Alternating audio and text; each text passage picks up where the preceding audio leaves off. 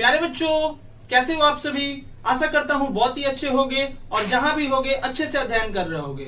बच्चों, previous lecture video में हम लोगों ने सीखा था how to solve the problem on dynamic circular motion. उनके स्टेप्स को हम लोगों ने देखा था।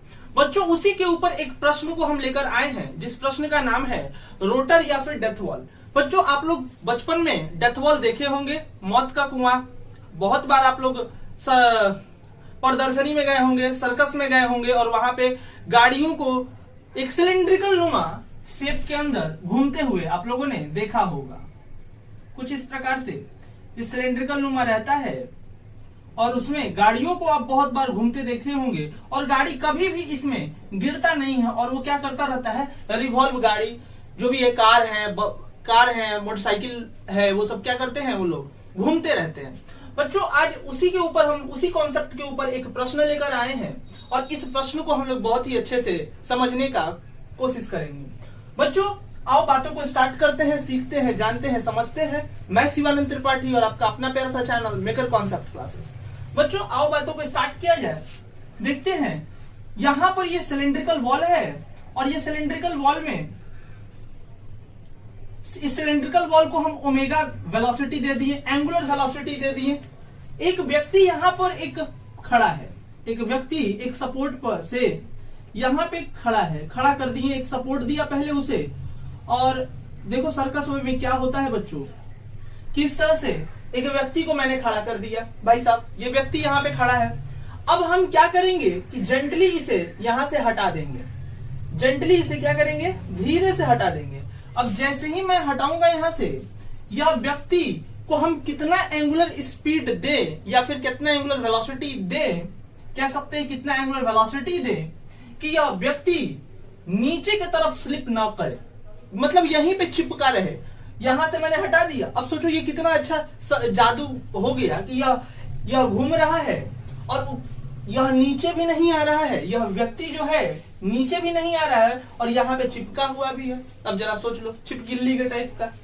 अब मेरे बच्चों, जरा हम देखें तो यहां पर ऑटोमेटिक एक फ्रिक्शन लगने लगेगा, स्टैटिक फ्रिक्शन लगने लगेगा। अगर यह यहीं पे रहना चाहता है, यह व्यक्ति यहीं पे रहना चाहता है, यह गिरना नहीं चाहता है, तो इसके ऊपर एक ऑटोमेटिक अपना फोर्स, फ्रिक्शनल फोर्स लगने लगता है, जिस फ्रिक्शनल फोर्स का हम लोग नाम क्या कहते हैं, स्टैटिक फ्रिक्शन कहते हैं। अब प्यारे बच्चों, यहाँ पे इसकी mg तो लगेगी ही लगेगी, निश्चित है। mg नीचे की तरफ लगना स्टार्ट हो जाएगा। दूसरी बात है प्यारे बच्चों कि जैसे ही mg लगने लगेगा, यहाँ पर स्टैटिक फ्रिक्शन लगेगा तो यहाँ पे म्यू की वैल्यू कुछ ना कुछ होगी, ये दोनों कॉन्टेक्टिंग सरफेस के बीच में, निश्चित बात है न्यू की वैल्यू होगी ही। और n यहाँ पर नॉर्मल फोर्स, क्योंकि दो सरफेस जैसे ही कांटेक्ट में आ जाएंगे, हमेशा उनके ऊपर एक कॉन्टेक्टिंग फोर्स, जिसको हम लोग नॉर्मल फोर्स कहते हैं, वो लगना स्टार्ट हो जाता है। प्यारे बच्चों, ये दो फोर्सेस लगना, बस इतने ही फोर्सेस इस पे लगेंगे और यह व्यक्ति इस पे क्या करेगा, घूमता रहेगा और घूमता भी रहेगा और साथ ही साथ यह स्लिप करके नीचे भी नहीं गिरेगा। लेकिन बशर्ते हमें यह बताना होगा कि एंगुलर वेलोसिटी कितना दें उसे। अच्छा बच्चों, आ जाओ, एंगुलर वेलोसिटी देने के लिए क्या करेंगे, तो sigma F perpendicular equal to होता क्या है, एम ए परपेंडिकुलर। ये बात हमने पढ़ाया है कि भाई अलग अलग दिशाओं के जितने भी फोर्सेस हैं उनको क्या कर लीजिए, आप जोड़ लीजिए। तो sigma F perpendicular equal to M A perpendicular है, तो एफ एस इक्वल टू क्या हो जाएगा, F S minus M G. और एक्सीलरेट ऊपर नीचे तो कर ही नहीं रहा है परपेंडिकुलर दिशा में, तो वो कितना करेगा, 0। तो ये हो जाएगा 0 और F S minus M G, तो एफ एस इक्वल टू क्या हो जाएगा, एम जी। एफ एस क्या है बाप बच्चों, यहाँ पे एफ एस स्टैटिक फ्रिक्शन है, बार बार बता रहे स्टैटिक फ्रिक्शन है, ठीक है। इसको इक्वेशन नंबर मैंने 1 मान लिया। नेक्स्ट हम बताएंगे कि सिग्मा एफ एन मतलब नॉर्मल दिशा के अलोंग, सेंटर के अलोंग कितना लग रहा है, तो एम ए एन कर देंगे। तो नॉर्मल दिशा के अलोंग एक ही फोर्स लग रहा है जिसका नाम है एन, और एन इक्वल टू होगा एम ओमेगा स्क्वायर आर। ए एन की वैल्यू ओमेगा स्क्वायर आर होती है आपकी, ठीक है। अब यहां से ये दूसरा इक्वेशन हो गया। आपको प्यारे बच्चों यह बात पता है कि एफ एस जो होगा वह छोटा होता है छोटा होता है या फिर बराबर होता है एफएस मैक्सिमम के, ये मैंने बात फ्रिक्शन में पढ़ा रखा है। प्रीवियस लेक्चर फ्रिक्शन की मैं लिंक दे दूंगा नीचे डिस्क्रिप्शन में, वहां से आप फ्रिक्शन के बारे में पूरा कंप्लीट जानकारी ले सकते हैं प्यारे बच्चों। एफएस छोटा होता है और इसी को यहाँ पे हम लोग लिमिटिंग फ्रिक्शन भी कहते हैं। तो एफएस होता है, तो एफएस जो होगा वो छोटा होगा किससे छोटा होगा भाई साहब? तो एफएस जो होगा वो म्यू इंटू एन के बराबर होता है। तो एफएस जो होगा वो छोटा या बराबर होगा और म्यू इंटू एन की वैल्यू क्या है? ओमेगा स्क्वायर आर है। ठीक है, omega M omega square R है, एम ओमेगा स्क्वायर आर है एन की वैल्यू। एफएस की वैल्यू हमने निकाल रखा है एम जी के बराबर। ठीक है, तो mu M omega square R, M से एम प्यारे बच्चों कट गया।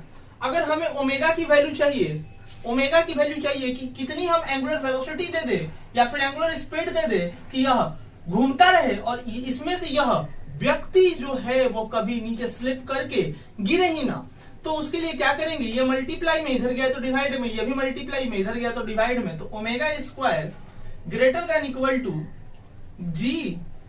जी बटा में म्यू आर, जी बटा में न्यू आर। तो omega greater than equal to under root g बटा में न्यू आर, ये आपका एंगुलर स्पीड हो गया। बच्चों इस एंगुलर स्पीड से अगर जी अंडर रूट जी बटा न्यू आर से अगर आप ज्यादा वेलोसिटी दोगे, एंगुलर वेलोसिटी दोगे, तो यह व्यक्ति जो है इस रोटर से, इस डेथ वॉल से नीचे नहीं गिरेगा। लेकिन जैसे ही इससे आप कम दोगे, वह धीरे धीरे या फिर बराबर दोगे, तो कांस्टेंट वेलोसिटी से वो धीरे धीरे डेथ वॉल से क्या होता चला आएगा? नीचे के तरफ चलता चला आएगा। प्यारे बच्चों यहाँ पे एक और भी पूछ सकता है कि हमें यह बताइए कि यहाँ पे स्टैटिक ऑफ फ्रिक्शन की जो स्टैटिक कोफिशिएंट ऑफ फ्रिक्शन है वो कितना होगा, तो वो भी आप निकाल सकते हो प्यारे बच्चों। तो nu equal to g, nu greater than equal to g बटा में ओमेगा स्क्वायर आर। कितने रेडियस चाहिए उसे वो भी पूछ सकता है आपसे। तो आर इक्वल टू, यहां से आप बहुत सारी चीजें निकाल सकते हो। आर ग्रेटर देन जी बटा में न्यू ओमेगा स्क्वायर। तो आप इतनी चीजें आप पता कर सकते हो एक प्रश्न से। इसी से आपसे ओमेगा भी पूछ सकता है, आपसे प्यारे बच्चों न्यू भी पूछ सकता है कि स्टैटिक ऑफ कोफिशिएंट बताइए, static of coefficient of friction बताइए। फिर उसके बाद आर भी पूछ सकता है कि किस रेडियस से हम घुमाए, कितने रेडियस से घुमाए कि यह व्यक्ति जो है स्लिप ना करे, यह भी पूछ सकता है। तो बच्चों इससे हम लोग 3 प्रश्नों को सॉल्व करते हैं एक साथ। तो ये बहुत ही ज्यादा महत्वपूर्ण प्रश्न था, इसीलिए मैंने सोचा आपको ये बता दिया जाए। बच्चों आज के लिए इतना ही, तब तक के लिए धन्यवाद।